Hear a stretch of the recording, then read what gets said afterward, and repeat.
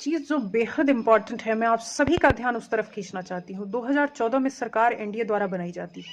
सरकार में आते ही एक ऐसा एक्ट लाती है सरकार, जैसे मानो कि ऐसे प्रतीत होता है कि सरकार को उन्हीं से सबसे बड़ा खतरा है। आते ही एनजेएसी एक्ट लाया जाता है जो जुडिशरी पे कंट्रोल स्थापित करती।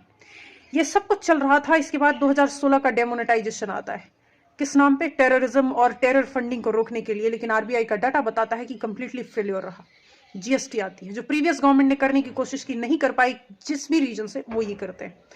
आरटीआई एक्ट में बदलाव आता है। इसके संदर्भ से बहुत सारी चीजें हटा दी जाती हैं, इससे बाहर कर दी जाती है।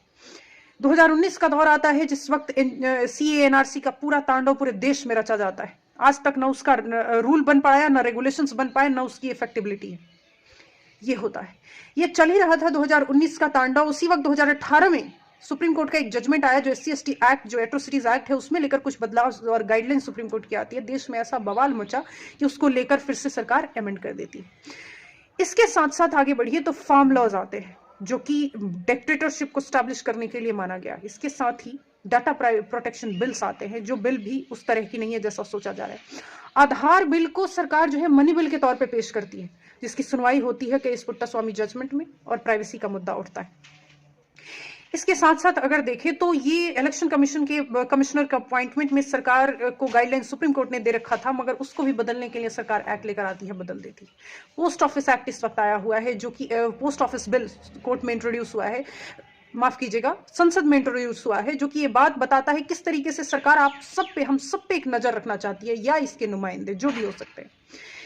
ये सब कुछ के बावजूद भी हम रेसलर्स का बवाल देख लिए। रेपिस्ट जो हैं कहीं ना कहीं से पकड़े जा रहे हैं, वो सारे किसी न किसी तरह से सेक्सुअल हैरेसमेंट के केस सरकार के ऊपर एक दाग और एक धब्बे के तौर पे साबित हो रहा है। समाज को बांटने के लिए किस तरीके से ऐसे ऐसे बयान आते हैं इलेक्शंस के वक्त, ये सब हमने देखा है। इसके बावजूद हम इस सरकार की मंशा समझ नहीं पा रहे हैं कि ये चाहती क्या है। इस वक्त जो बिल्स आ रहे हैं, आप देखिए कि धड़ाधड़ ऐसे बिल्स पेश हो रहे हैं, जैसे कि IPC, CrPC, Indian evidence act को हटाने के लिए जो बिल है, उसमें कई प्रोविजन स्ट्रिंजेंट बनाए गए हैं, जो कि वेलफेयरिक है, बट सर्टेन आर सो। इसका बवाल आप देख रहे हैं, truck drivers and different drivers कर रहे हैं। इतनी जल्दी क्या है? अगर कोई बवाल संसद में दिख रहा है, या कोई ऑपोजिशन के लीडर्स हैं जो कि नहीं चाहते, इस पे बहस चाहते हैं, इसके बाद भी उन्हें सस्पेंड कर दिया जा रहा है, उन्हें हटा दिया जा रहा है। तो ये आप देखें, अजय मिश्रा टेनी के बेटे जो कि किसानों पे गाड़ियां चला देते हैं, आप ब्रजभूषण जो कि सेक्सुअल ऑफेंस के अक्यूज्ड हैं, अभी आपने BHU IIT BHU की दरिंदगी देखी, किस तरीके से IT सेल के जो संयोजक थे उन लोगों का नाम आया गैंग रेप में। तो आप इसे पढ़ें। शुक्र है कि कुछ बुद्धिजीवी जो है ना भारत में अभी भी जिंदा है, जो इस पे ध्यान देते हैं और चाहते हैं कि इनका एनालिसिस हो।